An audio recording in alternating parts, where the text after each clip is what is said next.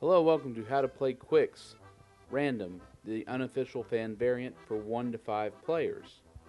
What you'll need for this slash art project and game is some colored pencils, markers, the game of Qwixx, some paper, a ruler, and you're going to want to first get a card for each suit, and you're going to want to have those suits marked out according to color.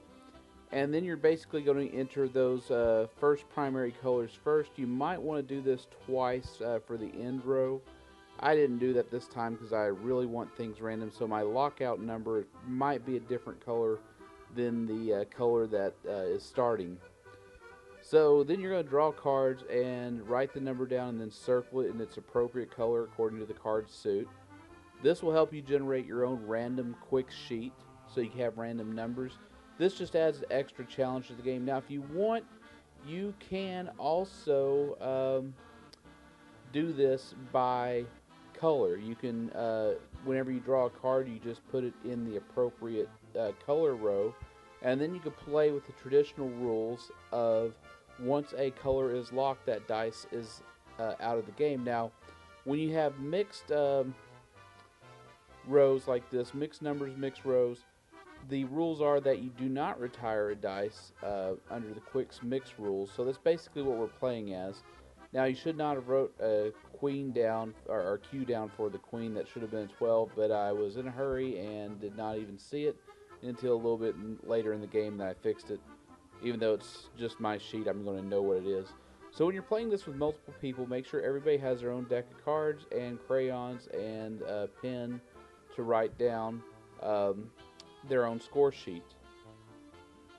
You never know what's going to happen when you randomly generate a score sheet like this, and you can do all kinds of things with it. It's one of the beautiful things about Qwixx is that it is a game begging for creativity. Now, I'm assuming that everybody knows how to play Qwixx, so you should have only 11 of each color, so we went ahead and did a quality check to make sure we didn't screw up, and we didn't. And then we're going to draw our locking rolls. So what's going to happen is the first roll that's going to happen, the white dice are the public number. Everybody gets to take that. A combination of the white dice and a colored dice is a private number, and only the roller gets to take it. Now we're playing a solo game, so we're going to have both the white and the colored dice together, so we can take 2 X's every turn because we're the only player.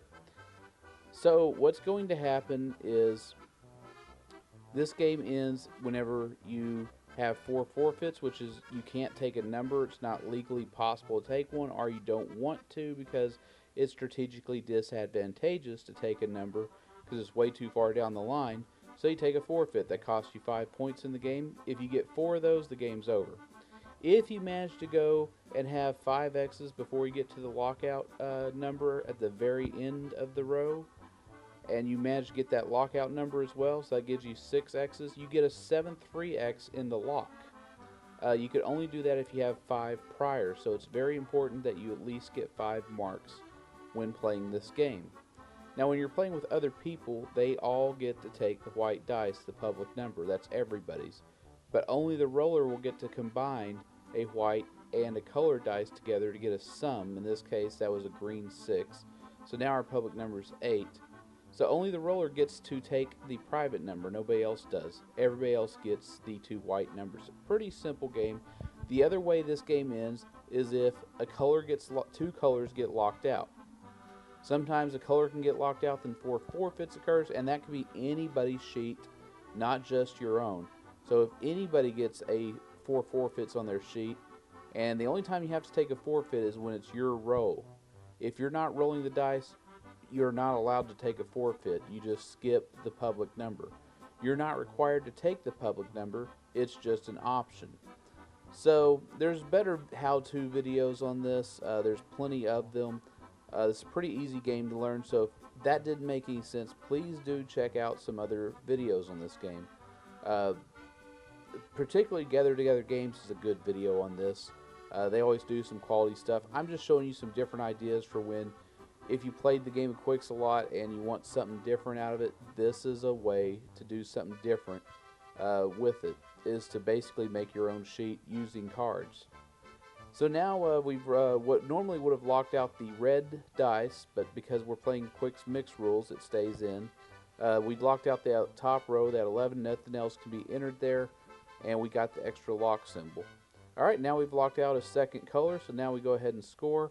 Now on the Qwixx score sheet shows you how many points each X is worth. It's actually a simple formula, but it's much easier to see a chart when doing it. I can't remember how to do it myself. So that's the score I had, 72 points, not too bad. And as always, if you like playing cards and you want to play in public, come to our subreddit page. If you like this video, and believe me, I'm going to have a lot more of them with new games, unique games that nobody else has, click the subscribe, because I got stuff that you will not find anywhere else. I dig through the Paget website looking for card games. I am now working on a video for a domino game, a first domino game that we've ever produced. It combines dominoes and dice. You're going to want to see that. Click that subscribe button so you can be notified as soon as new videos come out.